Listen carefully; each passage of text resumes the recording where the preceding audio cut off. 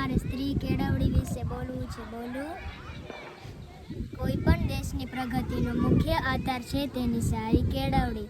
ભારતની સંસ્કૃતિમાં કેળવણી રૂપી છીપમાં પાકતું અણમોલ જે રત્ન હોય તો તે સ્ત્રી છે.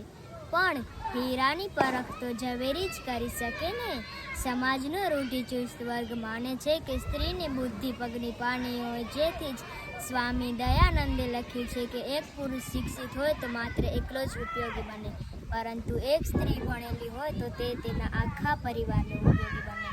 પુરુષ પ્રધાન સમાજમાં સ્ત્રીએ હવે પુરુષના હાથનું રમકડું રહ્યું નથી કે જેને ઘરની ચાર દિવારોમાં પૂરી નાચવું હોય તો નચાવી શકે કે રમાડી શકે. ગઈકાલની સ્ત્રી દહેજની આગમાં સળગતી, ઘરની ચાર દિવારોમાં પૂરાઈ રહેતી, પરંતુ આજે સ્ત્રી વિજ્ઞાન અને સાહિત્યથી માંડીને રાજકારણ સુધી પહોંચી ગઈ છે. તો તેનું મૂળ કારણ શું? કેળવણી જ ને. કન્યા માત્રને આપીએ જ્ઞાન, સમાજની એ સારી શાન. દીકરીનો છે એક જ નારો, ભણતરનો છે અધિકાર મારો.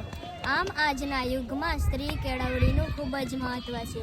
જો સ્ત્રીને ઉચ્ચ કેળવણી આપવામાં આવે તો આપણને વધુ સમજદાર પુત્રીઓ, વધુ પ્રેમાળ પત્નીઓ અને વધુ સુશીલ માતાઓ મળી શકે તેમ છે.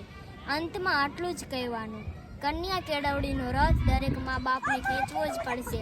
દીકરીને ભણાવવી જ પડશે. આ ચિંતા સમાજમાં કરવી જ પડશે.